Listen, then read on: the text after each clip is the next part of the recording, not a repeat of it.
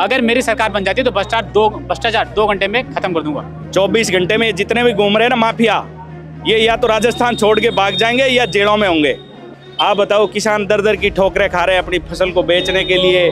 पानी है नहीं, बिजली है नहीं, खाद मिलती नहीं है, डीजल 100 पार हो गया। तो किसान दिन प्रतिदिन किसान बर्बाद होता जा रहा है। क्या वो दिखता नहीं है किरोड़ी लाल जी को? किरोड़ी लाल जी गए, 2-2 घंटे की कार्रवाई की और बैकडोर से अंदर। अरे किरोड़ी लाल जी, जाके हालात देखो, क्या हालात है। सरकार कहती है 2 साल में हमने इतना काम किया कि अब काम बाकी है, कांग्रेस के 5 साल में भारी है। कुछ नहीं है, इन्होंने सिर्फ झूठे आंकड़े पेश किए हैं। प्रदेश की राजधानी जयपुर में आज किसान महापंचायत है। अभी मेरे साथ मौजूद है सरवन चौधरी। किसान महापंचायत है, उससे पहले भी किसान लगातार रैलियां निकाल रहे हैं। आखिर क्या कमी रह गई है? देखिए, एमएसपी गारंटी कानून जो है, समर्थन मूल्य सरकार खरीद कर नहीं रही है। जो हालात बने हुए हैं, किसानों ने हमेशा एक मांग की कि हमारी फसल के पूरे दाम मिले और फसल की जो है तोलने का सिस्टम वहीं से हो जहां हमारी फसल पक्के और खेत में। आप बताओ, किसान दर दर की ठोकरें खा रहे हैं अपनी फसल को बेचने के लिए। पानी है नहीं, बिजली है नहीं, खाद मिलती नहीं है, डीजल 100 पार हो गया। तो किसान दिन प्रतिदिन किसान बर्बाद होता जा रहा है। और सरकारों को जब वोट लेने होते हैं तब किसानों के बीच में जाते हैं, वोट लेने के बाद में कोई किसानों की सूध नहीं लेता है। इस प्रदेश के अंदर किसानों के जवानों के लिए लड़ता हुआ कोई नजर आता है तो एकमात्र किसान नेता हनुमान बेनीवाल, वो संसद में जरूर बोलता है। हनुमान जी ने ये बोला था कि स्वामीनाथन आयोग की रिपोर्ट लागू हो, बाकी किसी नेता ने नहीं बोला। और मैं तो आपके मीडिया के माध्यम से सारे किसान भाइयों से निवेदन करूंगा कि आप संगठित हो जाओ और मजबूती से इस लड़ाई को लड़ो, क्योंकि जवान आपके साथ है। जिस प्रकार से पेपर माफिया पेपर बेच रहे हैं, बजरी माफिया, और पूरे प्रदेश के जो हालात खराब है, किसान पूरी तरह से त्रस्त और बर्बाद हो रहा है। आपने खाद बीज को लेकर बात की। कृषि मंत्री किरोड़ी लाल मीणा कहते हैं कि खाद बीज की प्रदेश में कोई कमी नहीं है। उसके बाद देखिए, लाइनों में लग के लाठियाँ खा रहे हैं, पुलिस लाठियाँ बाज रही है, और एक यूरिया खाद और डीएपी खाद के कट्टे के लिए। क्या वो दिखता नहीं है किरोड़ी लाल जी को? किरोड़ी लाल जी गए, 2-2 घंटे की कार्रवाई की और बैकडोर से अंदर। अरे किरोड़ी लाल जी, जाके हालात देखो, क्या हालात है। डबल पैसे देने के बाद में भी डीएपी खाद नहीं मिल रही है।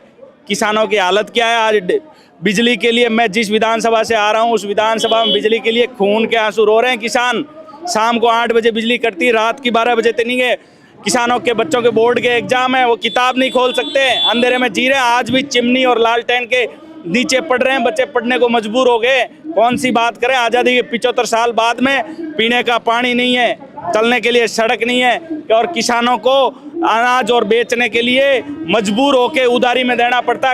किसान तो कर्ज में डूब रहा है दिन प्रतिदिन। लेकिन सरकार कहती है 2 साल में हमने इतना काम किया कि अब काम बाकी है, कांग्रेस के 5 साल में भारी है। कुछ नहीं है, इन्होंने सिर्फ झूठे आंकड़े पेश किए हैं। आप होर्डिंग लगे हुए देख लोगे कि 50 हजार को स्कूटी बांट दी। कहीं एक भी विकलांग को स्कूटी दिख रही है क्या राजस्थान में? इन्होंने इतने झूठे आंकड़े, सिर्फ आंकड़ों का माया जाल है, धरातल पे कुछ भी नहीं है। आपस में मंत्री लड़ रहे हैं, आपस में अफसर अपना काम कर रहे हैं। इससे भ्रष्ट तंत्र राजस्थान के अंदर ये काला अध्याय लिखा जाएगा कि भजनलाल जैसा मूर्ख आदमी उस कुर्सी पे बैठा है और किसान सड़कों पे रो रहा है। जवान जो है लाइब्रेरियों के अंदर रो रहे हैं, तड़प तड़प के जाने दे रहे हैं। ये हालात है। आपने देखा होगा, आज का पेपर पढ़ा होगा, किस प्रकार से पेपर माफियाओं का खेल है, खुले में खेला गया था। और फर्जी थानेदार रोडों पे घूमने के लिए, ये तो भला हो हनुमान बेनीवाल जी का, जिन्होंने आंदोलन सड़कों पे लड़ा, नहीं तो फर्जी थानेदार और किसानों को लूटने का काम करते।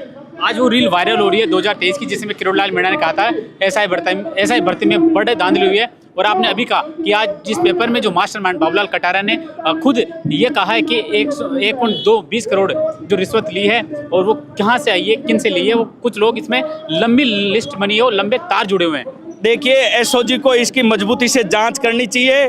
जांच करोगे तो कांग्रेस के जो नेता लंबे चौड़े टोलिए घुमा रहे हैं ना, ये सारे सलाखों के पीछे होंगे और भाजपा के भ्रष्ट लोग भी होंगे। क्योंकि ये जो 40% वाला खेल है ना, भाजपा के एमएलए, मैं जिस विधानसभा से आ रहा हूँ, दरी के नीचे, जमीन के नीचे बहुत सारे ऐसे देता है जो 40 से 50% रिश्वत ले रहे हैं। लेकिन अभी कहीं न कहीं ऐसे भ्रष्ट नेताओं के ऊपर भी शिकंजा कसने में सरकार डर रही है। तो आप बताओ क्या हालात हो गए राजस्थान। आपने 40% की बात की। रेवत राम डांगा भी पहले आपकी ही पार्टी के थे। बिल्कुल थे, लेकिन वो उनको वहाँ भ्रष्टाचार करने को नहीं मिला, और उनको भ्रष्टाचार करने की मन में आ गई तो कूद के बीजेपी में चले गए, वहाँ मजबूती से भ्रष्टाचार किया उन्होंने। सब काम देता है। ये हमारी पार्टी के अंदर रह के वो भ्रष्टाचार नहीं कर सकते। किसान जवान के हक और अधिकारों की लड़ाई रोडों पे लड़नी पड़ेगी। और उनके मन में भ्रष्टाचार की थी, भ्रष्टाचार की देवी और पार्टियां अलग है। हमारी पार्टी में भ्रष्टाचार नहीं कर सकते, क्योंकि कांग्रेस बीजेपी में रह के आप खुले में खाओ, कोई कहने वाला नहीं है।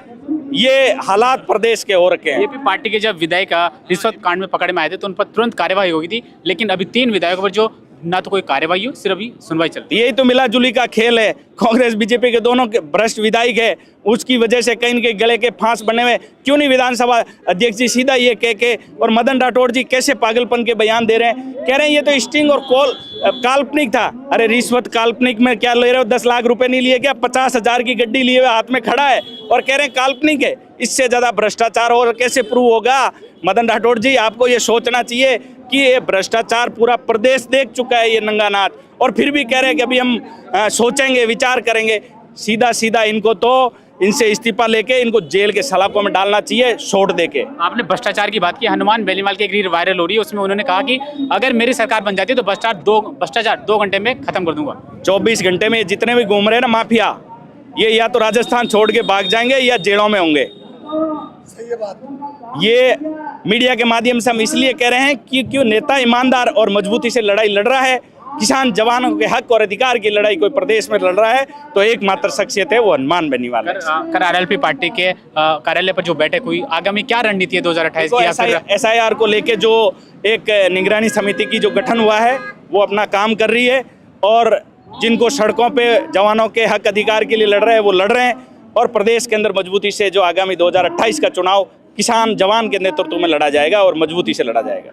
ये थे मेरे साथ सरवण चौधरी, जिन्होंने अपनी मुखरता से आवाज़ के लिए, चाहे भास्कर की स्टिंग ऑपरेशन हो या फिर तमाम जो कानून व्यवस्था है शहर की, और उससे किसान जिस तरह से सड़कों पर डोल रहे, और आगे में उन्होंने पार्टी के स्टैंड की तरफ से कहा कि अगर किसानों की आवाज़ नहीं सुनी गई तो आगामी दिनों में पार्टी भी किसानों के साथ में मैदान में नजर आएंगे। कैमरामैन लक्ष्मी नारायण के साथ में राकेश लवानिया, भारत रफ्तार। आखिर क्या कमी रह गई है?